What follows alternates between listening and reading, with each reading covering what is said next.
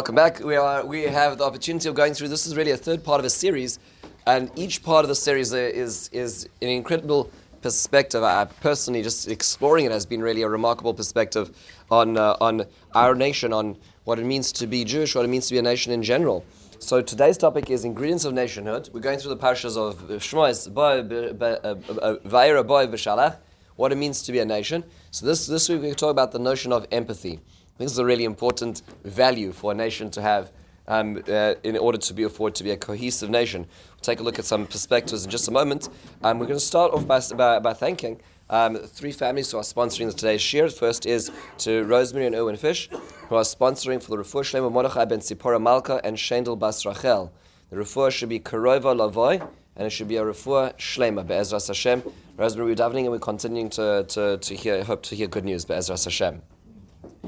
We are also learning today, and we thank Naomi and David Kasowitz, who are sponsoring upon the 5th yahrzeit of David's father, Mr. Gabe Kasowitz. We remember fondly Gedalia Yitzhak ben Shmuel Yosef Olav Hashalom, whose 5th yahrzeit will be on the 10th of Shvat, and also David's grandmother, Mrs. Sarah Kasowitz, Sarah Bas Gedalia Alea Hashalom, both who have very special namesakes, who Mr. Hashem will continue to bring tremendous good and light into this world, and bring nachas to the neshamas they are named for as well, be'ezras Hashem. And also want to thank Tibi and Ali Schwartz, who are sponsoring today for the yahrzeit of Tibi's father, Aaron ben Yaakov Shalom Olav Shalom, whose yahrzeit is also on the 10th of Shvat, and in whose name much Torah and incredible things are being done in the world and the community. Baruch Hashem.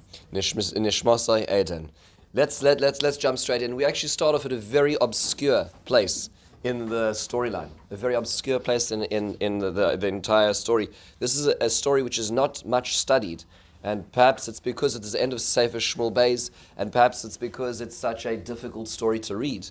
But it requires a little bit of resilience to get through the story. So here we were told, and if we're going to assume that it's chronologically accurate, meaning to say that it's this place that it actually occurred in life, it follows a whole slew of difficult times in David HaMelech's life. David HaMelech has a rebellion at the hands of his son Avshalom. There's a civil war waged against his son Avshalom, and he wins, but ultimately his son is killed. David HaMelech is very much in pain over that. He returns to Yerushalayim only to be attacked by another pretender to the throne, Sheva ben Bichri. They are able to quell that rebellion, and now he's finally returning. It's been a very difficult time for David HaMelech. There's been the attack of his daughter Tamar, the killing of Amnon at the beginning. Just one thing after the next has been very, very difficult. And so after all this, now David HaMelech has to contend with this very interesting episode. Here's what we have. So let's take a look at it. It's only 14 psukim long, and it gives us the platform to understand a very crucial aspect of what it means to be Jewish, ironically. And a special mazel tov to Esther and Baruch Weinstein on Ben's engagement last night. What a special mazel tov, Mitzvah Hashem. And it should be even happier than last night, which is saying a lot. So Mitzvah Hashem should continue nachas. Let's learn. We got it just in perfect timing. There's just a couple extras over here. So we hear that there's a famine. The famine in the times of David. Vayihi b'ra'av b'mei David. Shalosh shonim. Shana acharei shana. Vayivakesh David es pnei Hashem. There's a famine. The famine lasts 3 years. Now, you know what it's like in Israel. We feel it. You really feel it. You really feel the pain of missing the rain. If the rains are late a few weeks, a few months, when people are talking about the inch by inch of the Kinneret, right? You're feeling the pain. Imagine 3 years there's just not been rain. Agriculture, it's an agricultural society. Everything's suffering. And so he turns to Hashem. Vayomer Hashem el Shaul vel beis adamim ala sheremis es agivonim. There's a castigation against you because of Shaul HaMelech, because of the house of blood that he killed the Gibeonites. So you call these Gibeonites. They're not Jewish. They're not part of the Israelite nation.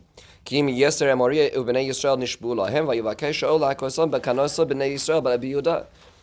they had an oath of protection, and yet they were killed by Shaul when protecting the house of Israel and Judea. I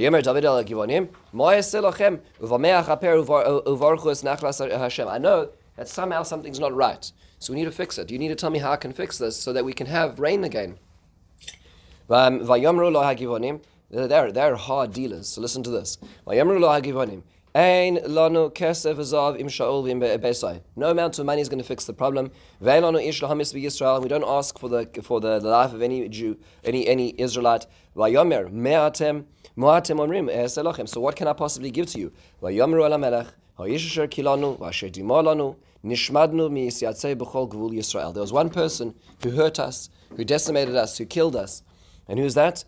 And that is Yutan lanu shivas anashim ibanav. Give us 7 of the children of Shaul that we can hang them, because ultimately it is him who caused us so much terrible pain. The king says, I will deliver them. So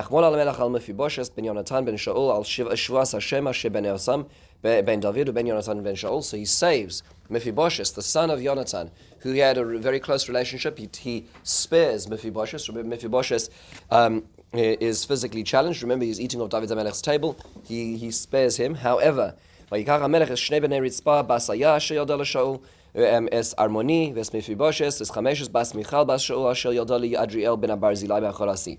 He takes 2 children of Ritzpah, 5 children of Michal. It's not actually Michal because Michal was his wife. Refers to, as the Mefarshim understand, as Meirav, as we'll see later on in the Psukim. That's Shaul's other daughter. So he takes 2 and 5 of the children, he hands them over. And they hang them, they kill them. And they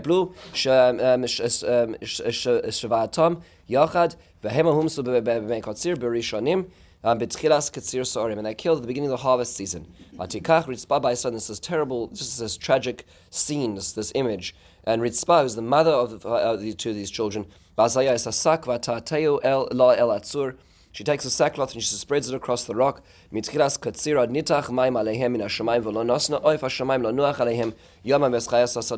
chases away any of the birds or the animals to touch the bodies of her children. And he hears about what happens with the Ritzpah. It's a long story, who she is, why. There's a lot of background to who she is. Vayelech David vayikach es atzmos Shaul ves atzmos Yonatan benoi me'es bale Yavesh Gilad asher gonvu osam erachov beis Shan asher tzlaum sham haplishtim b'yom hakos haplishtim es Shaul begilboa. If you remember that Shaul and Yonatan were killed in battle, and the Pelishtim had taken their bodies and hung them from the ramparts of Beis Shan, which is a Philistine city, then the people of Yavesh Gilad, who had a close relationship, they were the children of Bnei Ephraim, on the children went and in a night mission went and removed the bodies of Shaul and Yonatan and buried them in Transjordan. David Melech now reinterred them in the appropriate place. Vayal misham es atzmos Shaul ves atzmos Yonatan benoi vayasvu es atzmos amulchaim. He took their bodies and the bodies of the children of Shaul. Vayikbaru es atzmos Shaul Yonatan benoi ba'eretz binyamin b'tzela v'kere kish aviv, and he buries them in their ancestral burial ground. This is the end of the story. And what happens is that Hashem allows the famine to end and everything goes back to regular. It's a shocking story. It's a terribly sad story. A lot of things to think about here. Without getting too involved, because there's not a Tanakh shir right now, but it is worthwhile noting just a few interesting pieces. Rav Amenon Bazak has a very beautiful perspective on this. He says that if you notice that there seems to be a theme of the word Shavu'ah and Shiv'ah. You notice that? There's 7 children and there's an oath. There's a few oaths that are going around. Let's just go backwards for a second, who they are and why we got to this situation. When the nation of Israel arrived in the land of Israel, they were told, according to the classical approach, that they have to obliterate all the 7 nations. However, the generally understood approach is they have to bid for peace first. They can't just come in and kill everybody. They have to say, on our terms, meaning to say, if you want to make peace with us, you can make peace, but you have to renounce your paganism, and you have to, and you're going to have to pay taxes. That's the way it works. So it turns out that there was one nation. It seems that, although they're described as the Emorite, which is an umbrella term, they seem to be part of the Chivi, the Chivites. And they hear about the nation of Israel coming in. They hear about the unbelievable battles at Jericho and Ha'ai, and they say, "Oh, we're not in for this." So what do? Is they make this? There's this whole subterfuge. They dress themselves up as if they're from far away. They pretend that they've traveled in from Africa, and they say, "We're this faraway nation. Make an oath that you won't hurt us." So without looking too much into credentials, you see, in those days the social media profiles were harder to access. Right? You couldn't just work out where they were recently with their kids on vacation. So it's harder to see who they were. So they took them at their story.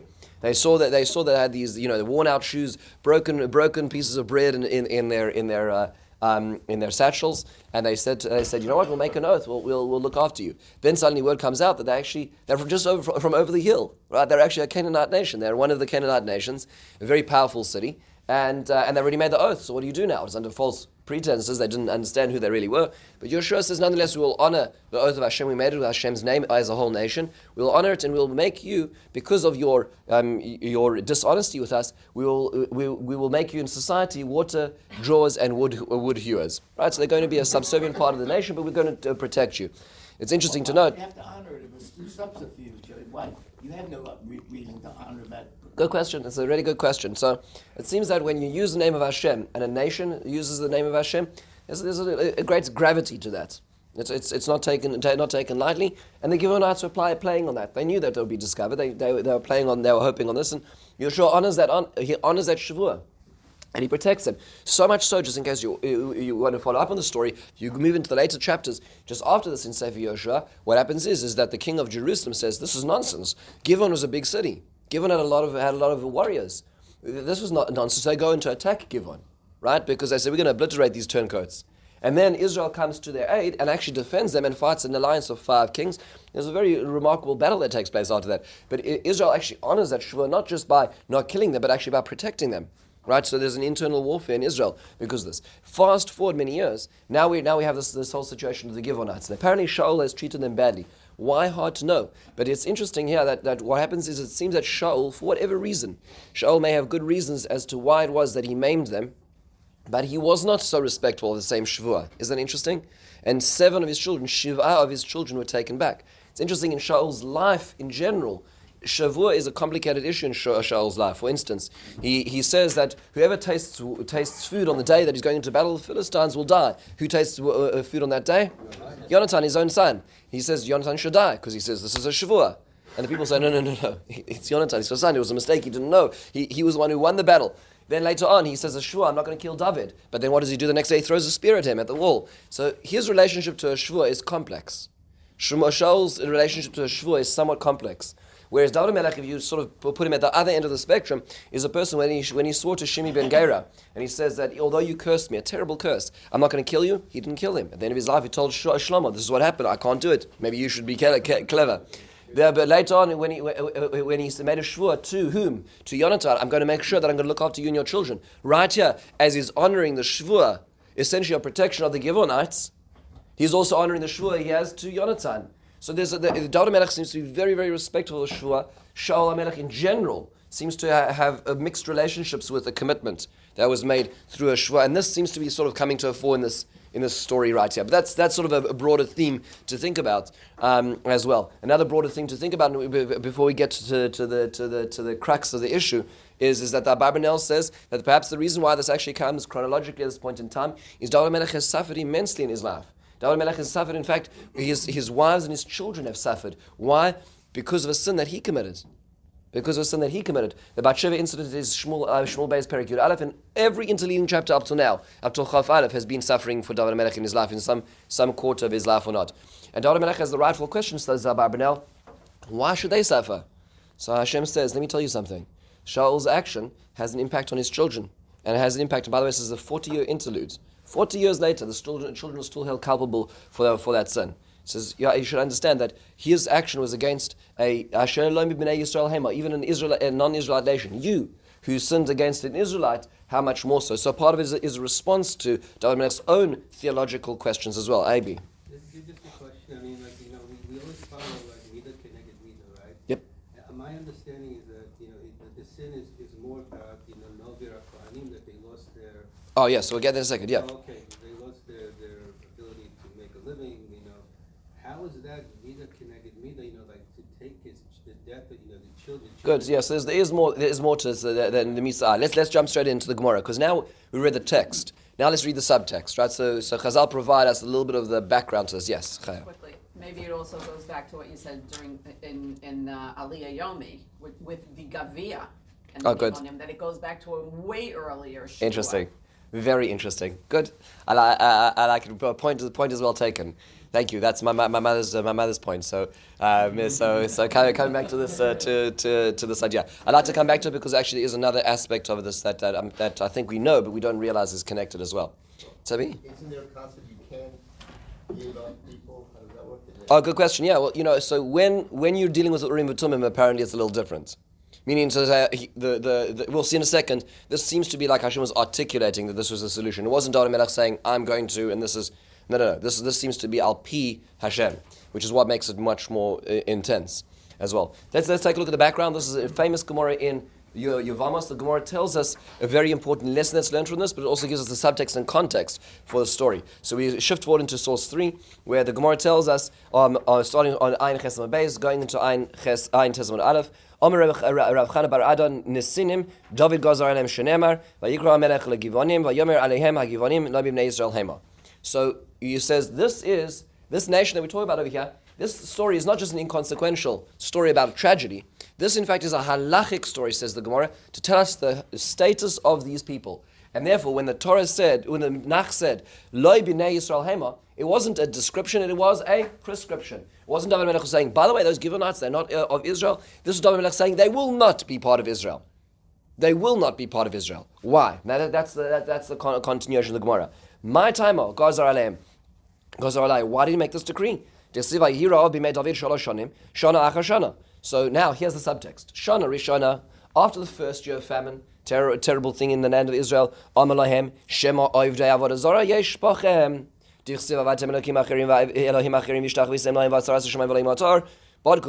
he said, I read Kriyashma every day, right? And if we don't serve Hashem, then we serve a pagan deity, then there's not going to be rain, right? So he says, okay. Says, anybody serving Avodah Zarah, he does a thorough research, sends out the police forces, checks intelligence, taps the lines, no Avodah Zarah.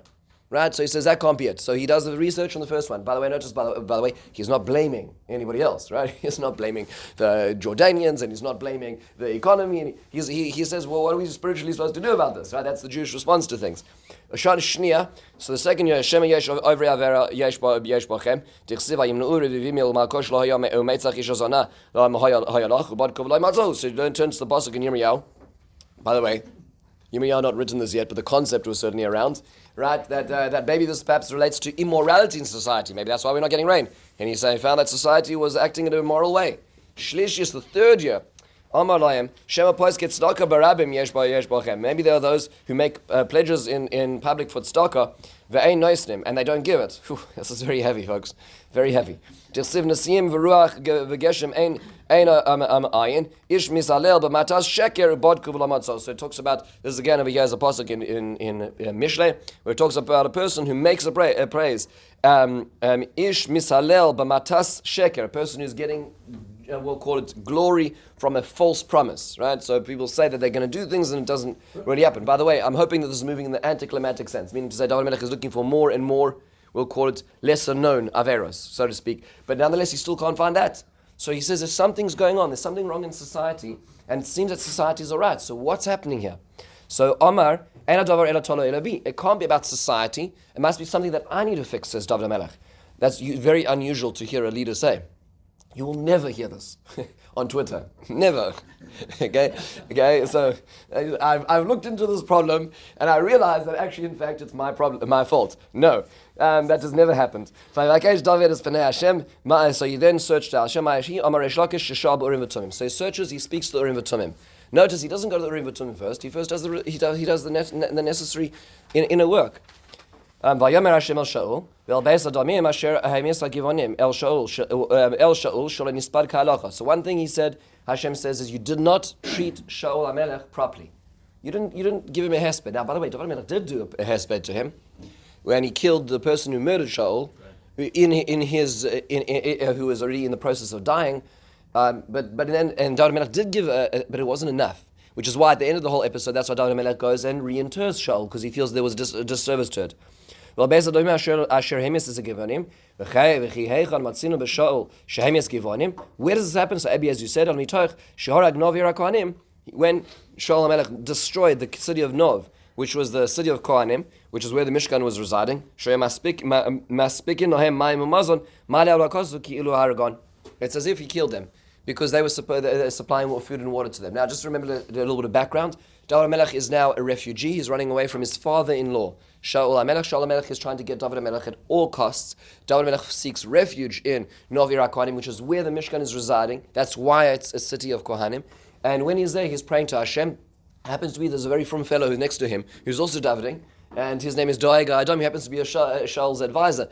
And he goes back and spins a yarn to Shaul, and he says that actually Nov Ir HaKohanim is supplying and helping and aiding and abetting David HaMelech. Shaul HaMelech therefore summons a tribunal, because why David HaMelech keeps escaping. He keeps slipping through the net.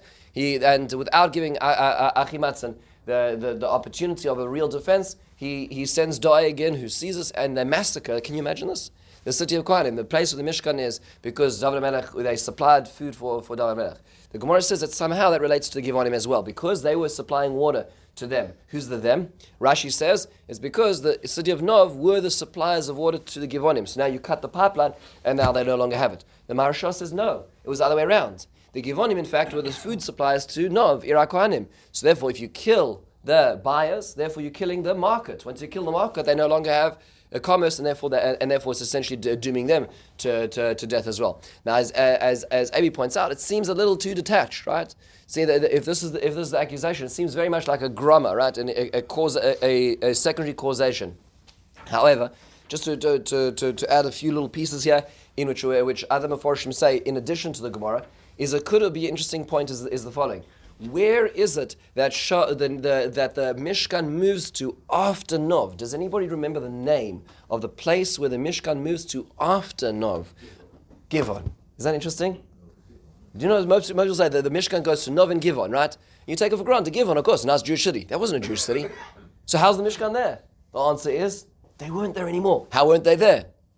Answer is, Shaul HaMelech must have killed them to put it there. Now, Shaul HaMelech had probably reasons to do this, but understand that when the Mishkan moved from Nov to Givon, after Nov was massacred. How did it get to Givon? It's probably part of that same massacre, just to appreciate the background of that movement, which we take for granted, right? That's what must have been happening. Why? Again, there's the Meforshim surmise. We don't have all the proofs, but it could also be that. Remember, Givon are always this complicated entity. They're on the fringe, right? They're not Israelites. They really have allegiances with those who live in the land. And now we're fighting wars against Plishtim, and they don't come to the battle of Michmash. So they don't join the Israelites. Shaul HaMelech says, I'm not sure about these folks. And so he perhaps he pushes them aside. Perhaps he kills a bunch of them because he feels that they are turncoats themselves, like they were turncoats in the first place, against their own nation. Whatever the reasons, Shaul HaMelech feels justified. Nonetheless, they are affronted, they are hurt, they have a debt to collect, and they're not willing to forgive it. The Gemara goes on to say in the next sentence, Amar David, Shaul nafkale tresa yarchi shata v'ledarka lemisbedeh. David says, look, it's been a long time. Shaul HaMelech it's a while that there was no hesped for him. Nesinim nikrinu v'nefasinu, so he calls up the Nesinim and says, maybe I can fix it with them. ויקרא המלך לגבעונים ויאמר להם מה אעשה לכם ובמה אכפר וברכו את נחלת השם ויאמרו לגבעונים אין לנו כסף וזהב עם שאול ועם ביסל ואין לנו איש ייתן לנו 7 אנשים מבניו והכתם ופייסנו ומפייסנים. They didn't respond to that. So therefore, the Gemara concludes with an important line, and this is the line that we are trying to get to in our learning today. Amar David HaMelech says, Shloisha simanim yesh b'umazu. There are 3 signs, there are 3 hallmark characteristics which have to be part of the nation of Israel. Rachmanim, they are people who are merciful. Baishanim, they are people who are shameful, bashful. Gomle chasadim, and they are kind.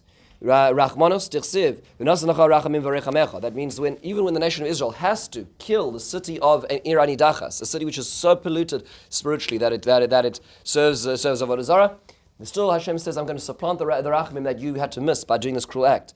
That Hashem's fear should be on your face, that you should have a sense of shame. If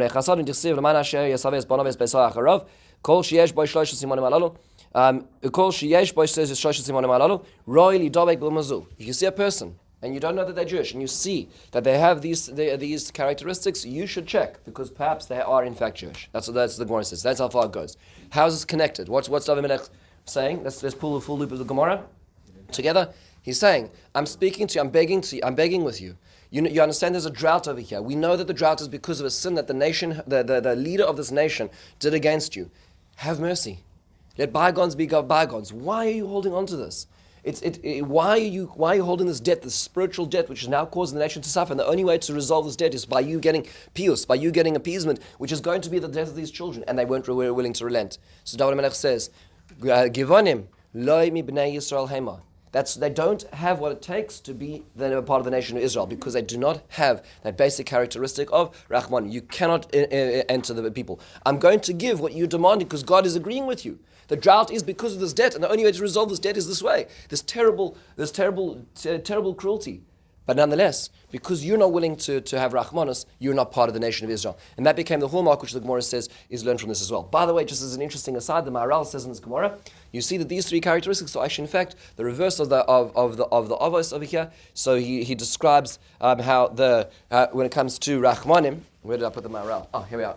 The Maharal says, if you look at each of these things, each one comes from one of the forefathers. Yaakov shemidosay midas rachmim. We see that kel shaka yitelecha rachmim. So that Yaakov's idea, Yaakov's characteristic was that of mercy, as Hashem was promised to give him mercy. Yitzchak yira, which is busha, which is shame, and Avraham Avinu geminas chasadim, which means to say that each of these characteristics are inherited from one of the patriarchs in their own way. And what's being said over here is that if you lack them, then perhaps you're missing something in this nation. So much so that David Melech says, or that if you see a person who doesn't seem to be Jewish but has these midos, then you should check and say, maybe let's look into the genealogy. Let's see if we can find their characteristics, and perhaps they're part of the nation of Israel as well.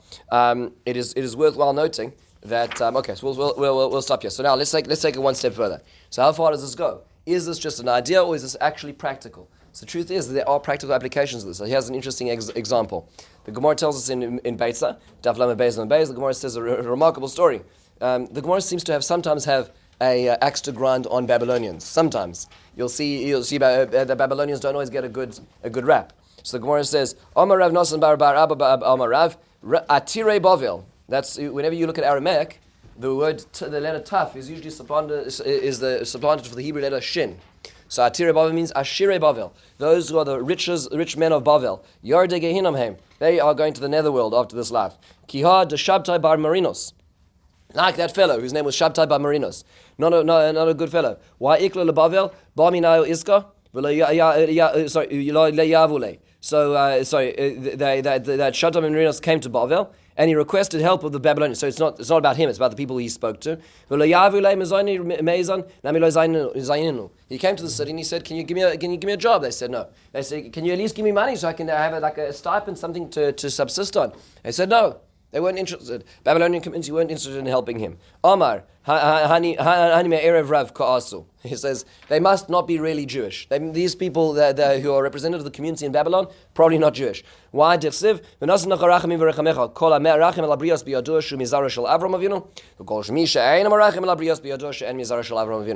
there's something so basic as Rahman is missing, then you can say to yourself, this is the opposite of what David HaMelech was saying. David HaMelech was saying, ironically, is if you find somebody who's got these characteristics, check if they're Jewish. He is saying, if you see that they're lacking these characteristics, suspect that they're not Jewish. That's how important it is to this nation. So much so, the Rambam says in Hilchos Yisrael, when it comes to Shidduchim, the Rambam says in source 9, you don't have to suspect that a family is not Jewish. If there's no we'll call red flags waving, and you assume from family is a Shomer Torah mitzvahs, you don't have to say maybe, right? Rambam says it already starts with what's called a cheskas kashrus, that we assume that they are Jewish. Nonetheless, if you see that two families just can't get themselves out of the trenches against each other, they're just fighting all the time, relentlessly. Or is a mishpacha that just they keep fighting with everybody around them. It's an amazing thing, when somebody says I have a problem with my neighbor, and then they come and say I have a problem with my other neighbor and I have a problem with my boss, and you realize that it wasn't the neighbor, and it wasn't the neighbor, and it wasn't the boss, right? There's something else going on here, right? So you have that kind of family. A person who's very brazen, very difficult. not only is that just not a good idea because it's going to end up it's going to be very hard to negotiate the wedding, forget anything else afterwards in the apartment and anything else. But you have to worry. He says the Ramah of Pastos means to say that there's something wrong here. And the person who's always criticizing other people, and there's a person who goes around, disqualifying other people all the time, saying they're not really Jewish. That's such a person themselves. You have to worry that maybe this person themselves, B'muma Paisel, is talking about their own things, right? So, and he goes on to say to all these ideas. And he's skipping a line. A person who's extremely brazen, a person who's cruel, a person he's not willing to be kind with other people. Maybe they're a Givani. Why Givani? Because that's the hallmark what David Melech was dealing with in this particular story, says the Rambam. And that's what we learn from the Givanim. And therefore, if there's missing these things, one should be concerned not just because this is a difficult family to get involved with, but because these are hallmark characteristics of what it means to be Jewish. Complicated arena today. We have enough reasons to have difficulty in Shidduchim. So I'm not sure how halakha l'maisa this is, but this is how far it goes. In fact, Rav Melamed in his Sefer Penina Halacha says it goes further than that. Not only is it a concern, we'll call it in the family tree. It's an intellectual deficiency as well. So his example is in the Likutim, says in the source 10, Eina Torah kachachmos hateva. When you learn Torah, it's not like you're learning physics, biochemistry. You can be a very corrupt person and be an extremely good physicist, right? And we can name a few, right? So it's very possible to be a morally corrupt individual and to learn a lot of Torah, to learn a lot of science. The Torah is the way of Hashem v'alkein.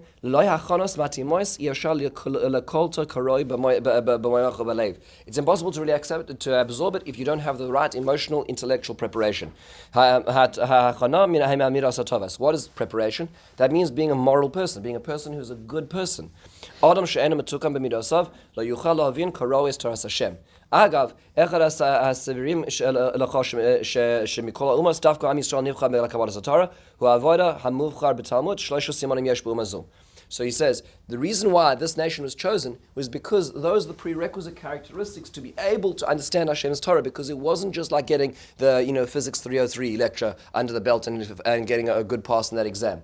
What it means is, in order to be able to understand this information, you need to have these characteristics. That's how far it goes. Not just in terms of our genealogy, but in terms of our intellectual ability and emotional ability to be absorb the Torah. That's how far it goes. Remarkable story. Let's trace it all the way backwards. So where does it come from? So the Maharal says it goes all the way back to the fathers, right? But I would say that it goes back to the original story of how the nation unfolds, and that is the beginning of Sefer Shmos, where we hear this. We have a slave nation. We have these people in Egypt, and we hear about the following incident. We hear about Moshe Rabbeinu, who's this complex character. He's got a little bit of Egyptian, culture. He's got a little bit of Hebrew culture. He has questions unanswered about who he is, and he goes out there and he sees Vayar b'Sivul Osam. He goes out and then he sees the construction site. We're told in source 11. He says, he sees an Egyptian beating a Hebrew. He sees there's no one around, no one to take action. And he kills the Egyptian. Protects. This is essentially where he decides who he is in character. He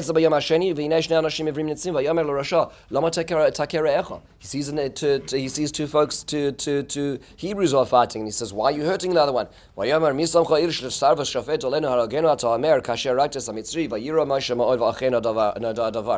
Remarkable thing I mentioned just a few weeks ago. This is such a sad observation. Is he has this moment where, according to some of the Mepharshim, it was this moment where Moshe Rabbeinu was looking inside of himself, and he says he looks this way to the Egyptian side of his character, and he looks to the Hebrew side of his character, and he says, "Who am I? Who am I really? Who am I?" And he sees he has not made any choices. He's been a hedge sitter his whole life. And finally he decides, I'm going to kill the Egyptian inside me, essentially. Right? He's decided he's going to now become the Hebrew that he's always had qualms about. And he this starry-eyed, altruistic individual, he's now identified himself. And the next day he goes on to the construction site and he says, "I'm a Hebrew, let me help you." And they said, "Who are you?" Get it out of Hamakom, who are you? Like, what are you talking about? Why are you trying to resolve our problems? So it's such a sad moment in history where the Hebrews are unwilling to this newly minted Hebrew in his own psychological sense is being kicked out. But nonetheless, what's the hallmark of all of this?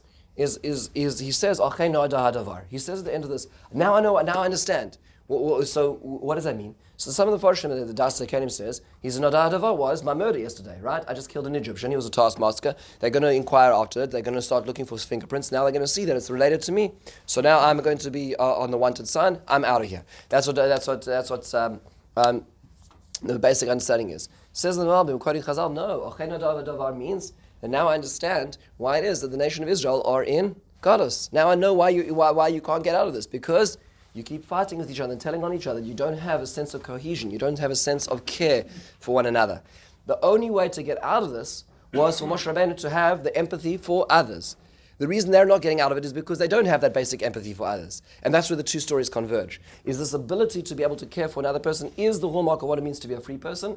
And missing it is therefore what brings them back to their, so to speak, their doomed misentitlement as well. That's why the Midrash Gadol says in source 14, Vayar b'sivil osam. What does it mean that Moshe Rabbeinu saw their sufferings? He was crying with their work. V'noisen kesefov al im kol echad ve'echad kedei l'sayam lakach nema b'sivil osam. What did Moshe do? It wasn't that he was standing there, smoking his Egyptian cigar, looking out on the platform above the construction site. He was pulling bricks with them. That's when it says Vayar b'sivil osam. You can't talk about it from an intellectual perspective. How many slaves are out there on the site right now? He was actually lugging with them. That's what made Moshe Rabbeinu the leader worthy of taking this nation out and sharing that midah with them, while they themselves were still blaming each other.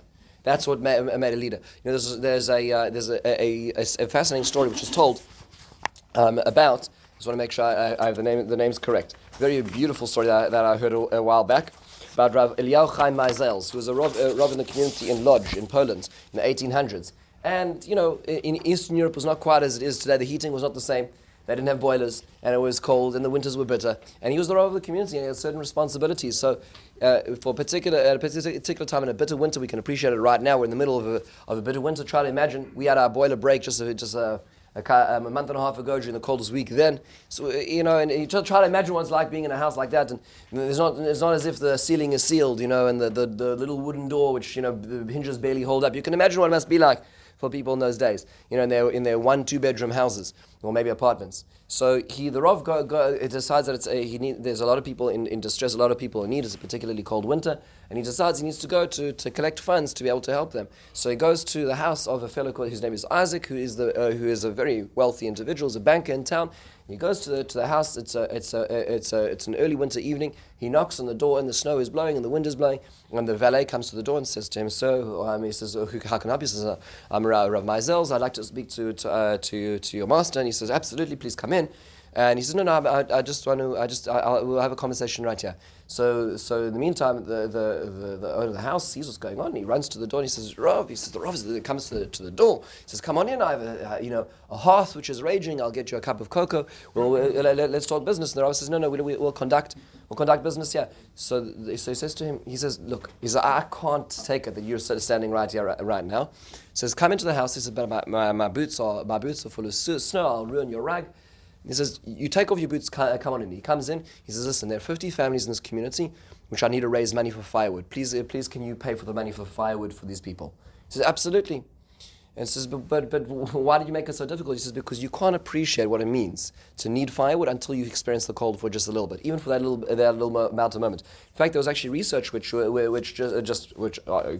matches up with the Chochmah of Rav Meisels many years later, that there was a paper published in 2016 by Chen Wang that was called "Experience Haptic Roughness Promotes Empathy," where they actually showed that people who had their hand, listen to this, who had their hand on sandpaper, right, were more willing to be generous of spirit than those who are not. Isn't that quite interesting? Just having their hand on sandpaper, because it's a rough experience, it's a rough exterior, and that experience of difficulty, so to speak, made them more empathetic to the cause that they're being asked about. Something as simple as that. Rav Meisels knew this in his blood, but they had to prove this in the 2000s through experimentation. But the notion is that when you're Vayar b'sivil osam like Moshe Rabbeinu, when you have the willing empathy, that's how you can understand who they are, and that's how you can become the leader to get out of that. And this explains one last point, and this is a remarkable idea that our Sachs shares. And that is at the beginning of the Seder, what do? We say in Aramaic, we say, "Halach ma'anya, ti'achlo avasono debar de Mitzrayim, kol dich v'nyesav v'yechal, kol dich ditzrich yesav v'yivsach." So he's at the beginning of the Seder, beginning of Magid, that, this is the poor man's bread, anybody who wants to come in. And it's a little bit of, it seems like we feel like charlatans a little bit because, really, who's coming in right now, right? At this point in time, we spent, ages getting ready for the Seder, and we've worked out just the guest list, and we have little cards for everybody. Everything's just fine, right? Now and more than that, it's like, what are you offering them? Halach ma'anya, right?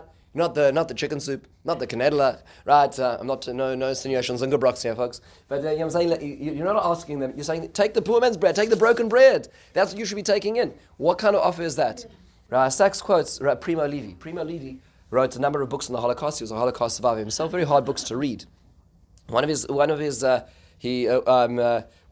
books he describes is called "If This Is a Man," and he talks about how when the Holocaust camps were liberated, in this case by the Russians, what happened was that the Germans, of course, immediately as cowards ran away, and many of the Jews were left there, but many of the Jews were terribly sick. Some of them couldn't even stand up. So they made a deal that some of them would stay in the barracks, and the others of them would forage around because there was no food. It was the middle of a war. Forget anything else. So there were those who went to forage, and they came back and they brought whatever small rations they were able to. And he describes in source 16 when the broken window was repaired and the stove began to spread its heat, something seemed to relax everyone. In that moment, Torowski, a Franco-Pole of 23 with typhus, proposed to others that each of them offer a slice of bread to us three who had been working, and so it was agreed, meaning to say because there was those who had to stay back and work on the barracks and those who went out. Only a day before, a similar event would have been inconceivable. The law of the lager said, eat your own bread and if you can, that of your neighbor, and left no room for gratitude. It really meant that the lager was dead. It was the first human gesture that occurred among us. I believe that moment can be dated as the beginning of the change by which we who had not died slowly changed from Haftlinger to men again. Meaning when we were able to care for another person. When Elie Wiesel was in the camps and he was giving his soup to his father who was dying, there was one of the capos turned to him and said, take away his soup. You're not going to survive if you don't starve your father to death. That was the way that people survived. There was we can't even imagine what people went through. Says Primo Levi, the first act of freedom was the ability to share the broken bread. And that's what we do at the Seder. Halach ma'anya is the point in time where we reflect, what does it mean to be free? What it means to be free is to share broken bread. Yes, it may not be anything. Yes, it may be inconsequential, but when we say we can share outwards, we care enough about other people. That is the hallmark of what it means to be free, and that's the hallmark it means to be a part of the nation of Israel. Which is why it's so crucial that David Melech later on understood that and understood who were not part of it because of this as well. What a remarkable perspective. This as opposed to the previous two ideas that we looked at. We looked at idea number one. 2 weeks ago was the need for morality. A week ago, we looked at the idea of a shared story. Those are universal concepts. This is actually a particularistic concept. And next week, Mitzvah Hashem, we're going to get to one other particularistic concept, and that is the concept of resilience as part of the nation of Israel, which is the foil to what we learned today. With this, we conclude, and there's obviously much more to talk about in this. Yes, Moshe. If David would have arrived at this tripartite criteria of defining Am Yisrael, if he arrived at that sooner, would he still have been so quick to hand over the 7 descendants of Shaul or not? I didn't follow the sequence well. So it's a good question. That's a good question. It seems that David HaMelech is saying that because I see that you're not willing to, that's why I will never in the future allow you to be part of the nation. That rishus of their part for him to arrive at. That's correct. That's what it seems like. Correct. It means for the time they were part of Klal Yisrael for 400 years. They had not fundamentals. Correct. There's something had not happened in so many of them. Exactly. And that was what distinguished them. Rabbi Isai, thank you very, very much. Have a wonderful and meaningful weekend.